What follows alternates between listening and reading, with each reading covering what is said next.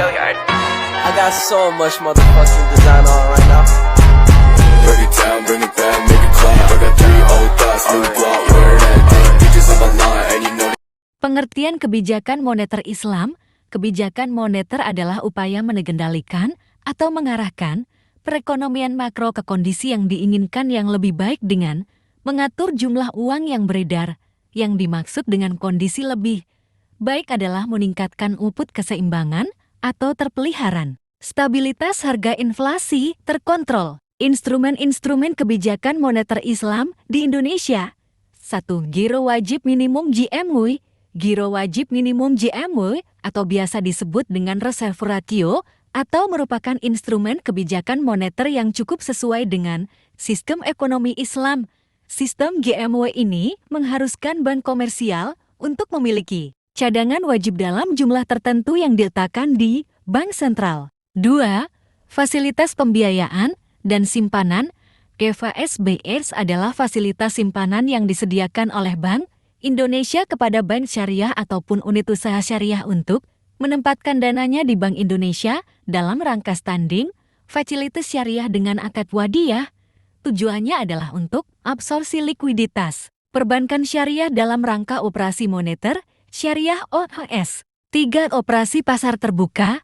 Operasi pasar terbuka menjadi 6 instrumen kebijakan yang sering digunakan oleh otoritas moneter.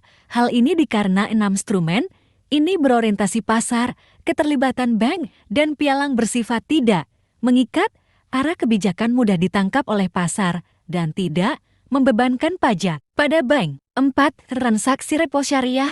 Transaksi repo syariah dapat merupakan alternatif sumber pendanaan yang relatif, murah cheap funding cost, dan aman, karena yang membeli adalah Bank Indonesia dengan cara menyerahkan atau menjaminkan asetnya yang berupa efek tersebut. 5. Sertifikat investasi mudharabah antar bank (IMA). Sertifikat investasi mudharabah antar bank syariah sertifikat IMA. Sertifikat IMA adalah suatu instrumen yang digunakan oleh bank-bank syariah yang kelebihan dana untuk mendapatkan keuntungan dan di lain pihak sebagai sarana penyedia dana jangka pendek bagi bank-bank syariah yang kekurangan dana. Sertifikat ini berjangka waktu 90 hari, diterbitkan oleh kantor pusat bank syariah dengan format dan ketentuan standar yang ditetapkan oleh Bank Indonesia BI. 6. Sertifikat perdagangan komoditi berdasarkan prinsip syariah. SIKA. Sertifikat perdagangan komoditi berdasarkan prinsip syariah antar bank SIK adalah sertifikat yang diterbitkan berdasarkan prinsip syariah oleh BIS atau OUS dalam transaksi POS yang merupakan bukti jual beli dengan pembayaran tangguh atas perdagangan komoditi di bursa. 7. SIPA.